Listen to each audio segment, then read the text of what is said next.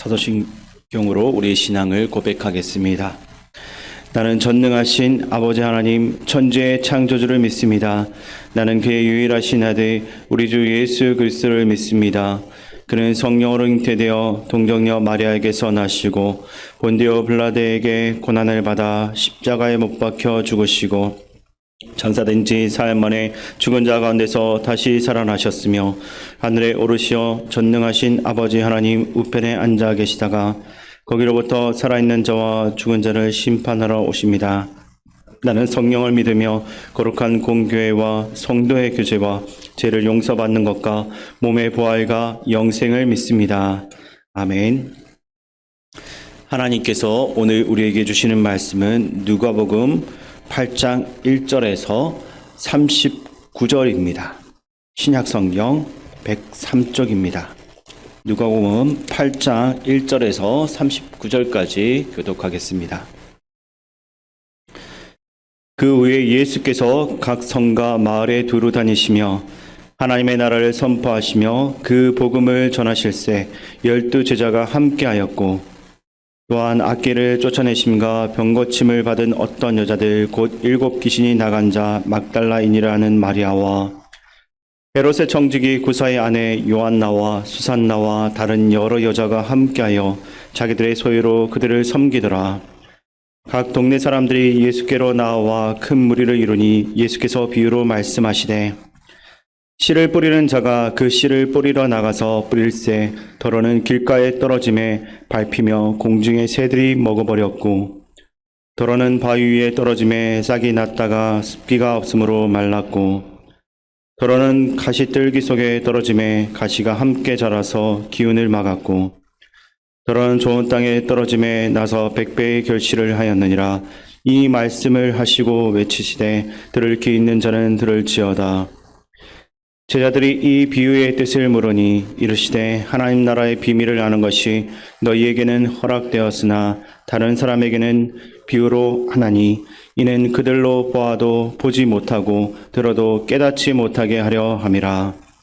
이 비유는 이러하니라. 씨는 하나님의 말씀이요 길가에 있다는 것은 말씀을 들은 자니 이에 마귀가 가서 그들이 믿어 구원을 얻지 못하게 하려고 말씀을 그 마음에서 빼앗는 것이요 바위에 있다는 것은 말씀을 들을 때 기쁨으로 받으나 뿌리가 없어 잠깐 믿다가 시련을 당할 때 배반하는 자요 가시떨기에 떨어졌다는 것은 말씀을 들은 자이나 지내는 중 이생의 염려와 재물과 향락의 기운이 막혀 온전히 결실하지 못하는 자요 좋은 땅에 있다는 것은 착하고 좋은 마음으로 말씀을 듣고 지켜 인내로 결실하는 자니라.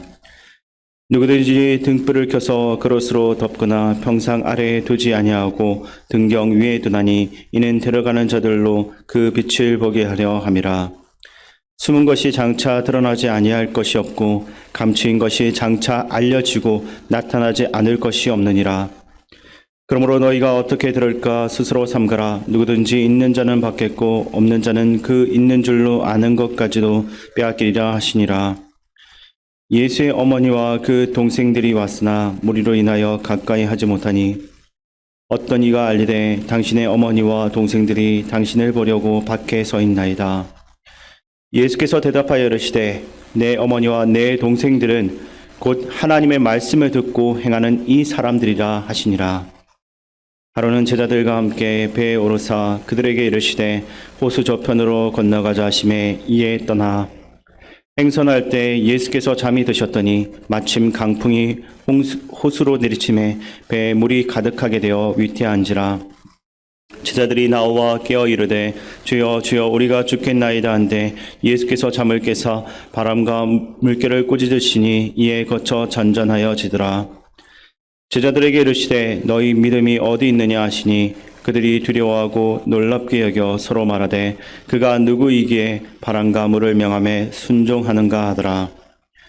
그들이 갈릴리 맞은편 그라사인의 땅에 이르러 예수께서 육지에 내리심에 그 도시 사람으로서 귀신 들린 자 하나가 예수를 만나니 그 사람은 오래 옷을 입지 아니하며 집에 거하지도 아니하고 무덤 사이에 거하는 자라. 예수를 보고 부르짖으며 그 앞에 엎드려 큰 소리로 불러 이르되 지극히 높으신 하나님의 아들 예수여 당신이 나와 무슨 상관이 있나이까 당신께 구하노니 나를 괴롭게 하지 마옵소서 하니 이는 예수께서 이미 들어온 귀신을 명하사 그 사람에게서 나오라 하셨습니다. 귀신이 가끔 그 사람을 붙잡음으로 그를 쇠사슬과 고랑에 메어 지켰으되 그 맨 것을 끊고 귀신에게 몰려 강야로 나갔더라. 예수께서 내 이름이 무엇이냐 물으신즉 이르되 군대라니 이는 많은 귀신이 들렸음이라. 무적행으로 들어가라 하지 마시기를 간구하더니 마침 그곳에 많은 돼지떼가 산에서 먹고 있는지라 귀신들이 그 돼지에게로 들어가게 허락하심을 간구하니 이에 허락하시니 귀신들이 그 사람에게서 나와 돼지에게로 들어가니 그 떼가 비탈로 내리더라 호수에 들어가 몰사하거늘 치던 자들이 그 이루어진 일을 보고 도망하여 성내와 마을에 알리니 사람들이 그 이루어진 일을 보러 나와서 예수께 이르러 귀신 나간 사람이 옷을 입고 정신이 온전하여 예수의 발치에 앉아 있는 것을 보고 두려워하거늘 귀신 들렸던 자가 어떻게 구원받았는지를 본 자들이 그들에게 이르매 그라사인의 땅 근방 모든 백성이 크게 두려워하여 예수께 떠나가시기를 구하더라. 예수께서 배에 올라 돌아가실새 귀신 나간 사람이 함께 있기를 구하였으나 예수께서 그를 보내시며 이르시되 집으로 돌아가 하나님이 내게 어떻게 큰 일을 행하셨는지를 말하라 하시니 그가 가서 예수께서 자기에게 어떻게 큰 일을 행하셨는지를 온 성내에 전파하니라. 아멘. 오늘 본문은 예수님께서 하나님 나라를 선포하시는 것에 초점을 두고 모든 비유를 바라보아야 합니다. 그런데 이 비유라는 것은 단순히 어떤 것을 빗대어 설명하는 것이 아닙니다. 먼저는 하나님 나라의 비밀을 알리기 위한 목적이 우선이고 다른 한 가지 목적은 하나님 나라의 비밀을 알지 못하게 하기 위함이다라는 것을 또한 잊지 말아야 합니다. 이런 점에서 오늘 첫 번째 씨 뿌리는 비유가 중요합니다. 씨를 뿌리는 자가 씨를 뿌리게 되었을 때 그 씨가 길가에 떨어지기도 하고 바위 위에 떨어지기도 합니다. 그리고 가시떨기 속에 떨어지기도 하며 혹은 좋은 땅에 떨어지기도 합니다.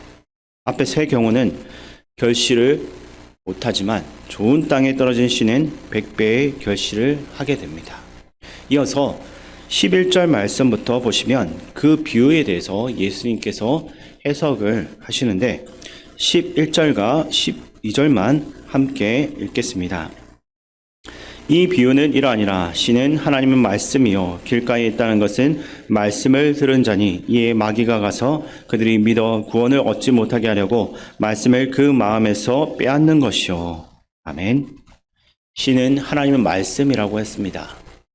즉 하나님 나라에 관한 말씀입니다. 그렇다면 씨를 뿌렸다는 것은 하나님 나라의 복음을 선포하셨다라는 것입니다.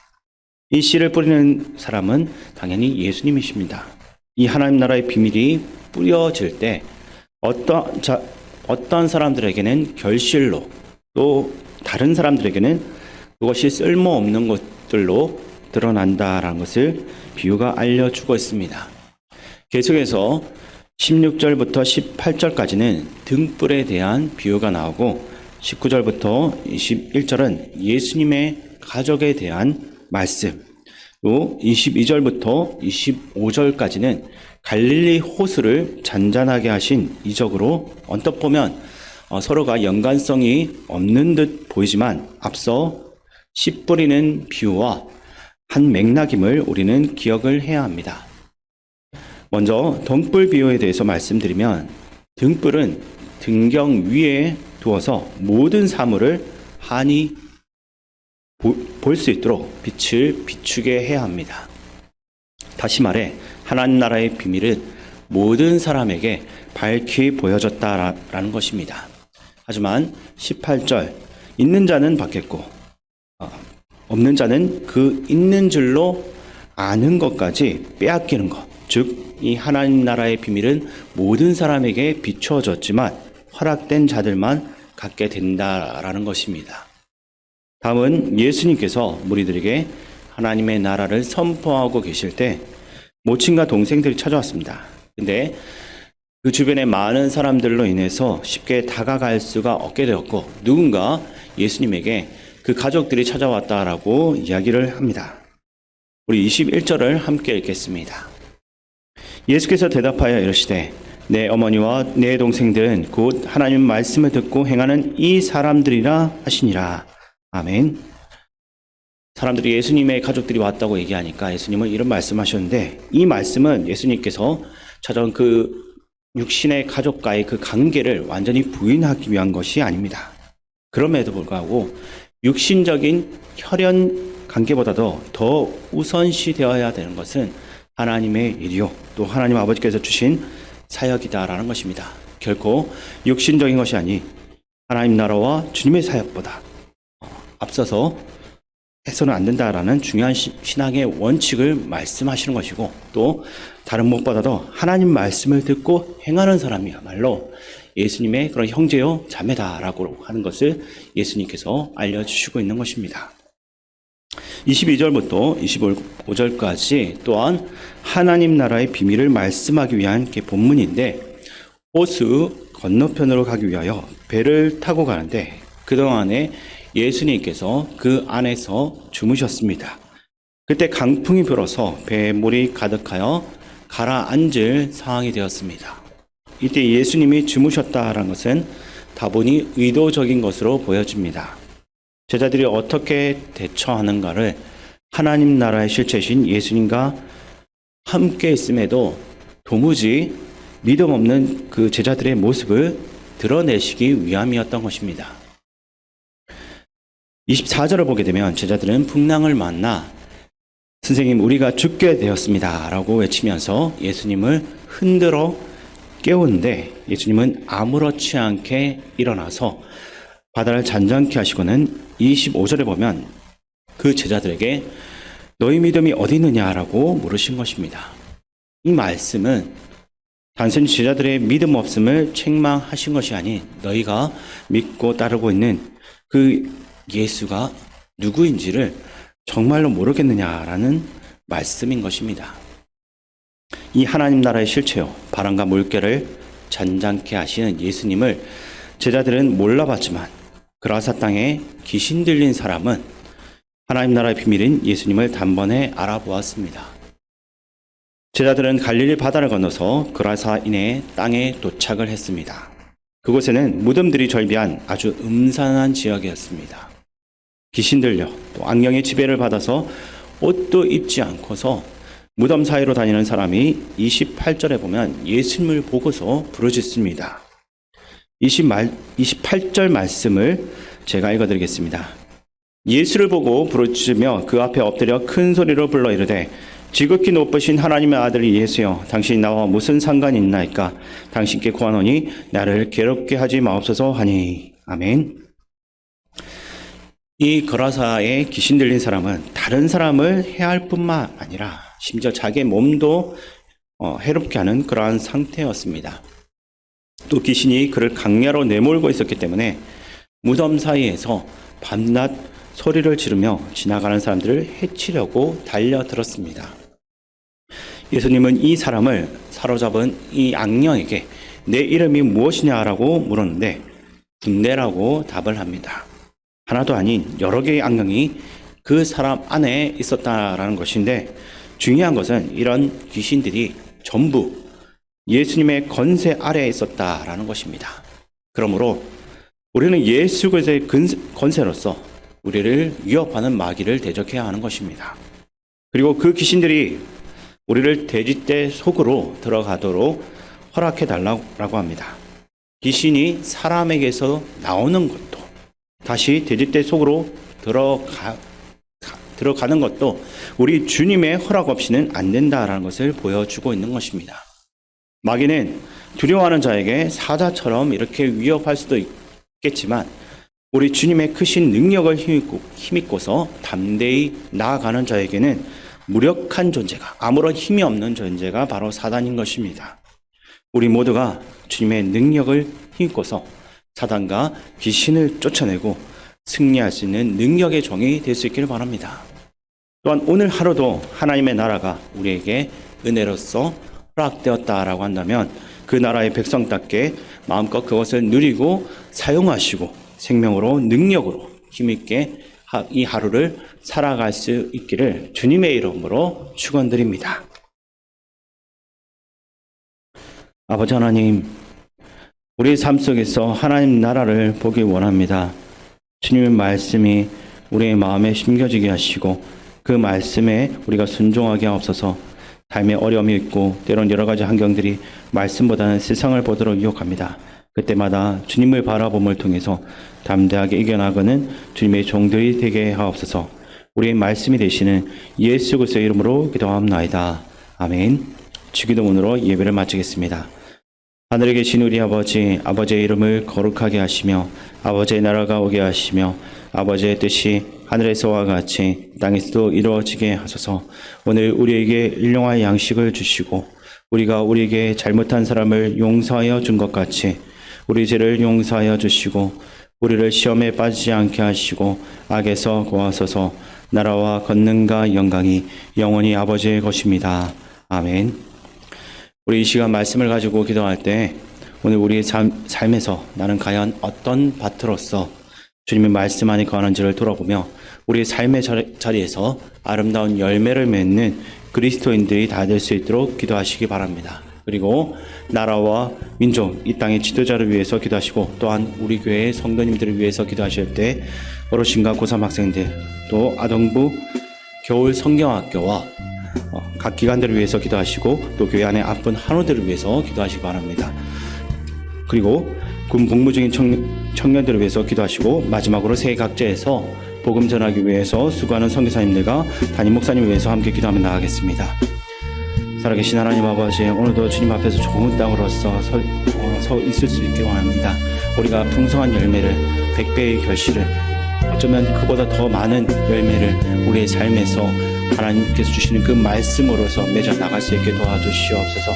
돌박과 같이 우리 안에 거친 것들이 있다면 그 모든 것들을 말씀을 받아들이는 데 방해되는 그 모든 것들을 하나님께서 거두어 주시옵고 정말로 옥토와 같은 그런 마음밭으로서 날마다 주님 말씀을 받아들이고 그 말씀대로 행하여서 오직 하나님의 뜻을 이 땅 가운데 이뤄 나갈 수 있는 참된 주님의 제자들이 다 될 수 있도록 도와주시옵소서. 아버지 하나님, 이 나라의 경제적인 어려움들이 점점 더 심해져 가고 있습니다. 아버지 하나님, 가스값뿐만 아니라 전기세와 또 여러 가지 것들이 올라감으로 해서 경제적으로 가장 어려운 이들이 많은 고통을 받고 있습니다.